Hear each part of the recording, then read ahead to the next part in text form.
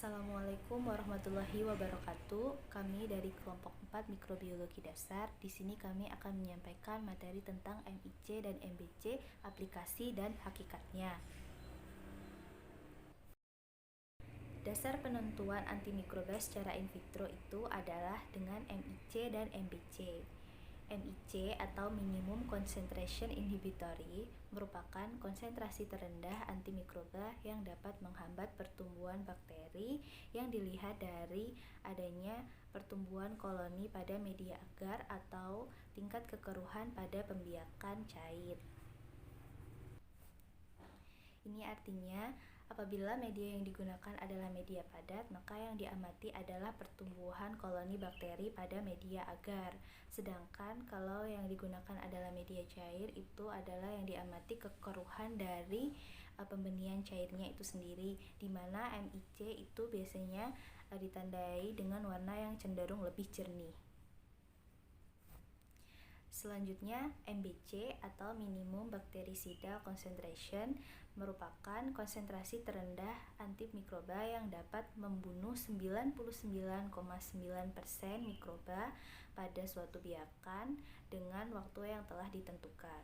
Penentuan nilai MBC ini dapat dilakukan dengan menanam bakteri pada pembenihan cair yang digunakan untuk MIC ke dalam agar dan diinkubasi selama 24 jam dengan suhu 37 derajat Celcius.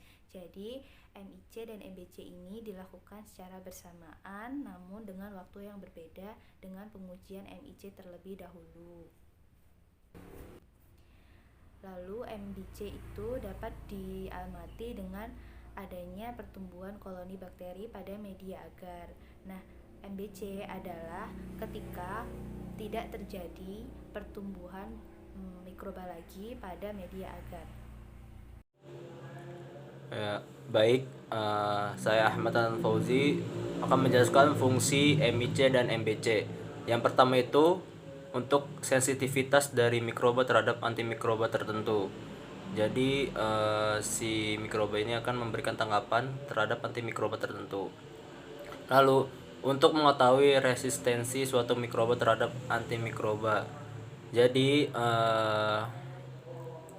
untuk mengetahui daya tahannya untuk suatu mikroba terhadap antimikroba tersebut. Lalu pengklasifikasian mikroorganisme terhadap antimikroba. Selanjutnya penentuan aktivitas antimikroba suatu senyawa terhadap mikroba.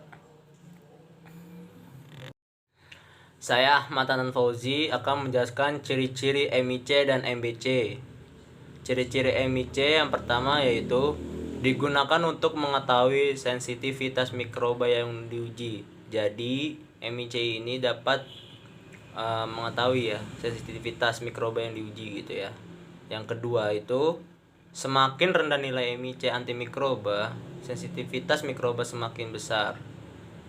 Apabila yang kita uji ini rendah MIC-nya, maka mikroba ini semakin besar dan berkembang biak.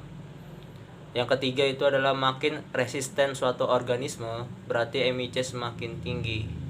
Maksudnya adalah resisten ini adalah berkembang biaknya ya. 4.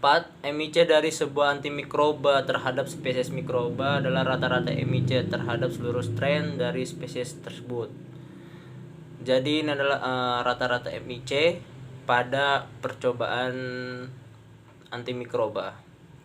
Selanjutnya adalah ciri-ciri MBC. Yang pertama digunakan untuk mengetahui sensitivitas mikroba yang diuji, sama tadi ya ciri-ciri dengan MIC. Yang kedua, dapat mengakibatkan kematian mikroba yang diuji. Jadi dalam MBC ini dapat mengetahui kematian mikroba itu kapan, ya. Yang ketiga, ketika MBC jauh lebih tinggi daripada MIC, apabila digunakan dalam obat toksisitas tinggi dapat merugikan.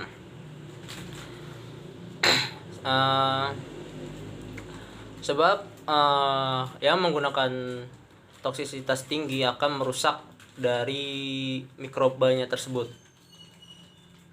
Intinya itu. Ini selanjutnya akan dijelaskan oleh teman saya, yaitu slide selanjutnya. Baik, kemudian saya akan menjelaskan tentang pengaplikasian MIC dan MBC. Jadi dalam aplikasinya ada dua cara yang dapat kita lakukan, yaitu dengan metode dilusi cair dan dengan metode dilusi padat. Saya akan menjelaskan yang metode dilusi cair terlebih dahulu. Jadi langkah pertama yang dapat kita lakukan yaitu menyiapkan alat dan bahan berupa tabung reaksi, media agar, kemudian biakan bakteri, lalu ada juga sampel antimikroba. Kemudian setelah itu dilakukan pengenceran bertingkat dari tabung ke tabung untuk mendapatkan konsentrasi yang berbeda-beda. Kemudian diinokulasikan mikroba selama 24 jam dengan metode tuang. Setelah itu diinkubasi selama 24 jam pada suhu 37 derajat Celcius. Setelah 24 jam dapat diamati kekeruan pada tabung reaksi. Untuk MIC parameternya adalah adanya kekeruhan, tetapi bagaimana ya, tidak terlalu keruh begitu. Sudah kekeruhannya itu cuma sedikit keruh. Sedangkan MIC parameternya adalah kejernihan yang menyeluruh. Kenapa kok parameternya yang MIC tadi kekeruhan yang tidak terlalu keruh? Hal ini berarti karena hal tersebut membuktikan bahwa ada bakteri yang dihambat. Sedangkan kenapa kok MBC parameternya adalah kejernihan? Yaitu karena kejernihan tersebut menandakan bahwa senyawa tersebut dapat mematikan bakteri. Kemudian yang kedua yaitu metode dilusi padat. Jadi alat dan bahan yang perlu kita siapkan meliputi cawan Petri, media padat, biakan bakteri, dan antimikroba. Langkah awal yang dilakukan yaitu membuat media padat yang kemudian dicampur juga dengan antimikroba. Kemudian media yang sudah dicampur dengan antimikroba tersebut dituangkan ke cawan Petri secara perlahan-lahan. Selain itu, di sisi lain dilakukan pula pengenceran bertingkat untuk mengurangi kepadatan bakteri dan mendapatkan konsentrasi yang berbeda-beda. Kemudian bakteri dengan konsentrasi yang berbeda-beda ini digoreskan pada cawan Petri. Kemudian setelah digoreskan, cawan Petri ini diinkubasi pada suhu 37 derajat Celcius selama 24 jam. Tujuannya untuk menciptakan suasana ideal dalam proses pembiakan bakteri. Jika ada pertumbuhan bakteri pada cawan, berarti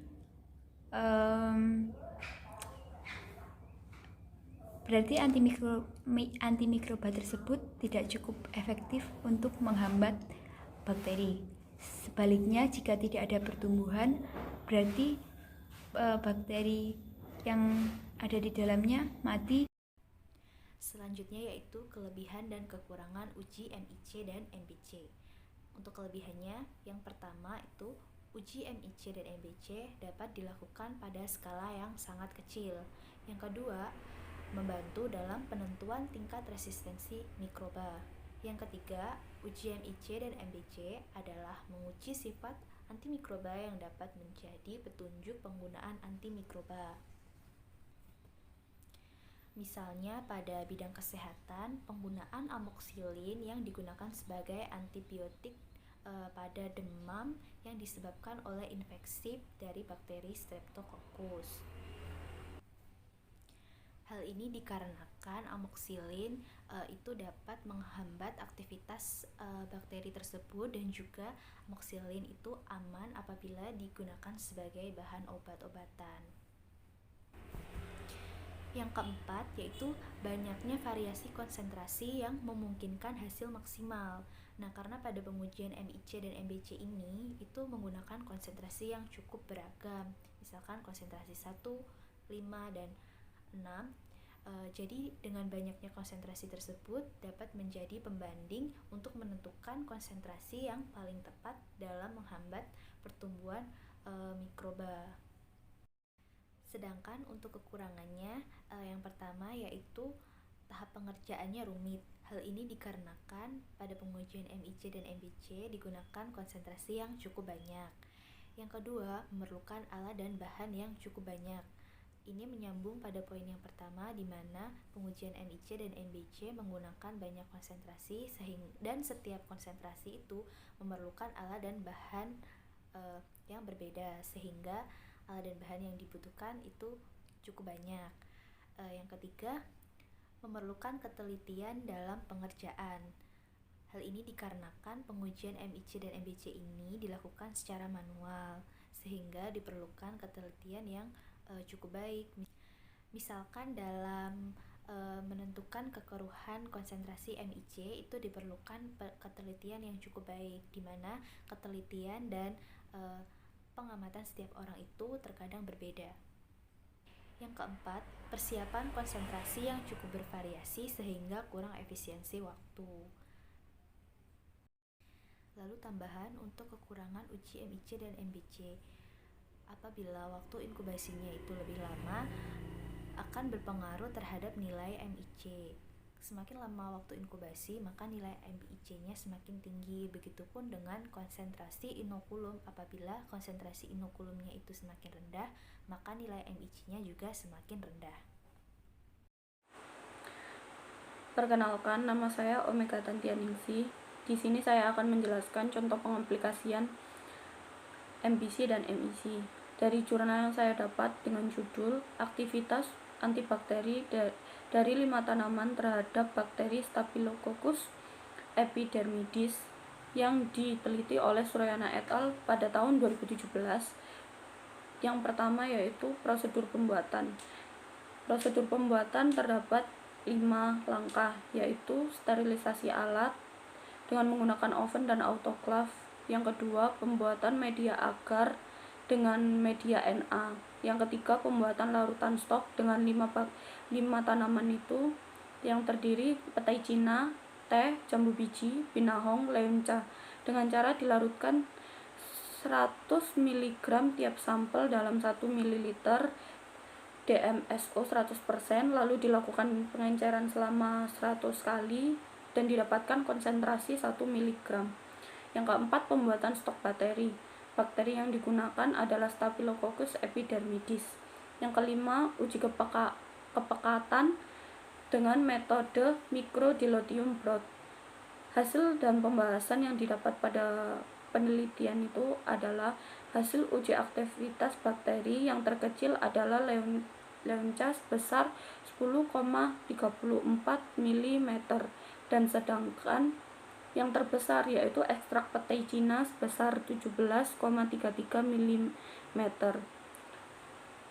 Dan MIC, hasil dari uji MIC minimum inhibitory concentration yang memiliki daya hambat terhadap pertumbuhan Staphylococcus epidermidis lebih baik adalah ekstrak petai Cina, sedangkan ekstrak leunca, teh, binahong, dan jambu biji memiliki daya hambat yang sama. Pada MBC, hasil dari MBC, hasil uji minimum bactericidal concentration yang memiliki daya baktericidal yang lebih baik adalah ekstrak teh dan leunca. Dari kelima tanaman ini masih belum sekuat antibiotik pembanding yaitu tetrasiklin, kloromfenikol, dan amoxicillin. Hal tersebut mengingat ekstrak efek yang dihasilkan merupakan hasil kerja sekunder, maka perlu adanya penelitian ini. Demikian penjelasan pada contoh pengaplikasian MBC dan MIC. Terima kasih. Demikian yang dapat kami sampaikan. Terima kasih atas perhatiannya. Saya Febilia Yulanda Dewi, mewakili anggota kelompok yang lain. Mohon maaf apabila banyak kekurangan. Wassalamualaikum warahmatullahi wabarakatuh.